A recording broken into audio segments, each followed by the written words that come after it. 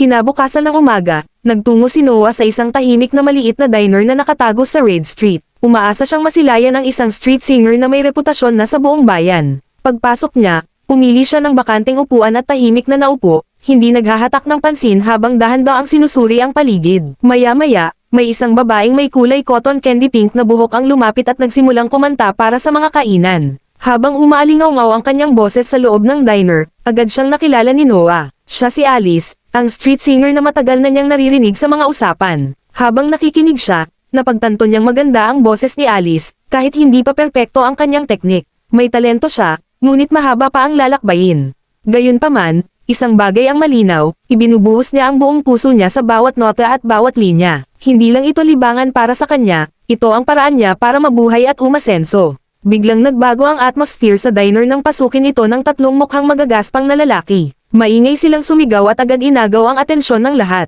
Nang makita nila si Alice, sinigawan nila ito at tinanong kung bakit nag-aaksaya siya ng oras sa pagkanta sa halip na maghanap ng paraan para mabayaran ang utang ng kanyang mga magulang.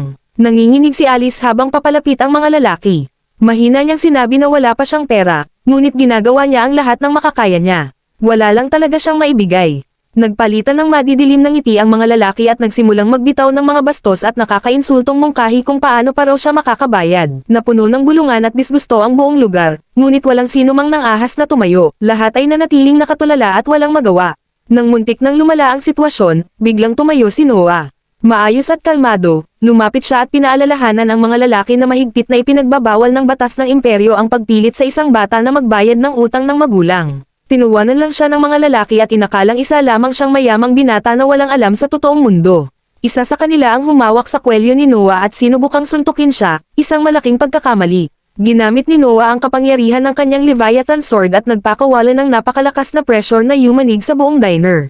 Agad na napagtanto ng mga lalaki na maling tao ang kanilang kinalaban. Sa matinding takot, nagtakbuhan silang palabas ng diner. Matapos mawala ang panganib, bumaling si Noah kay Alice at mahinahong tinanong kung magkano ang kailangan niya para makaraos sa isang buwan. Nagatubili si Alice bago ipaliwanag na halos lahat ng kinikita niya ay napupunta sa pagpapagamot ng kanyang ina. Matapos marinig ang lahat, sinabi ni Noah na simula ngayon ay bibigyan niya siya ng 25 rene bawat buwan upang makapag-focus siya sa pagkanta ng walang iniintinding pera. Nangako rin siyang dadagdagan ito habang gumagaling ang kanyang kakayahan. Hinikayat niya si Alice na ipagpatuloy ang kanyang pangarap ng walang takot. Lubos na naantig si Alice at taos-pusong nagpasalamat. Nangako siyang hindi siya bibiguin at patuloy na magsisikap bilang isang mang-aawit.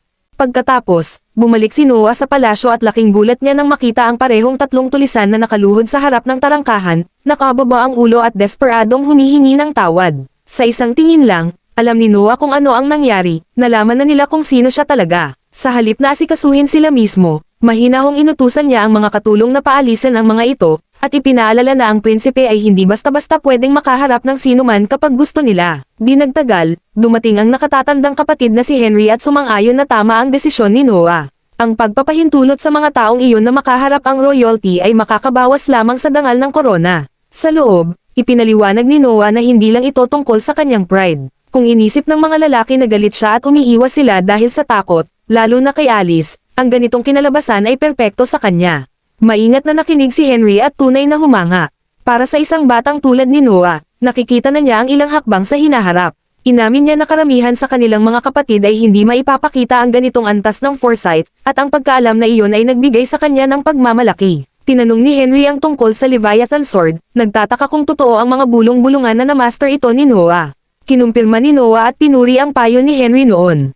Bilang patunay, simpleng tinawag ni Noah ang Leviathan sword, na parang biglang lumitaw mula sa kawalan. Namangha si Henry. Ipinaliwanag ni Noah na ang espada ay nakatago sa kanyang manggas, compact at dormant hanggang sa utusan niya itong lumawak. Ang espada mismo ay may sariling kalooban, at dito niya natutunan kung paano gamitin ang kakayahang ito. Pagkatapos, sa labas ng pader ng palasyo, nanatili ang parehong mga lalaki, naghihintay ng isa pang pagkakataon. Nang umatake ang isa kay Noah, hindi man lang siya kumendat. Sa pamamagitan ng pagpapalabas ng kaunting aura ng Leviathan, natakot ang lalaki at humingi ng tawad. Ipinaliwanag ni Noah kay Henry na nagulat siya, na ginamit lamang niya ang presensya ng espada upang takutin sila. Sa gabing iyon, dumalo si Noah sa isang royal ball. Pagpasok niya sa malaking bulwagan, biglang pumalakpak ang lahat.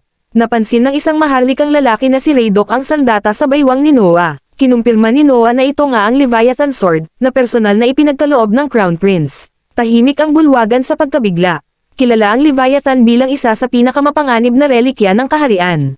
Nang may nagduda sa pagiging tunay nito, pinakawalan ni Noah ang mahinang alon ng kapangyarihan nito. Ang matinding presyon ay nagpapatunay na totoo ang espada, at na may ganap siyang kontrol dito. Sa natitirang bahagi ng gabi, sunod-sunod na dumating ang mga maharlika upang bumati kay Noah ng may respeto. Kabilang sa kanila si Byron Allen, pinuno ng Allen Company, at ang kanyang anak na babae na si Cindy. Agad na napansin ni Noah ang isang kakaibang bagay, si Cindy ay hindi totoong anak ni Byron. Dati siyang alipin, at nakilala ito ni Noah sa kanyang maingat na mga mata. Nagulat si Byron at kinumpirma ang katotohanan, ipinaliwanag na inampun niya si Cindy matapos makita ang kanyang talino. Nagustuhan ni Noah ito at inimbitahan silang bisitahin ang kanyang mansyon balang araw. Kinabukasan, nakilala ni Noah ang kanyang kapatid na si Oscar, ang ika-8 prinsipe. Nagpasya silang maghanap ng kayamanan sa Cobalt Street, isang lugar na kilala sa mga bihirang anti-gang bagay, at mga pekeng paninda. Matapos ang ilang oras ng paghahanap, nakakita si Noah ng isang lumang libro at binili ito.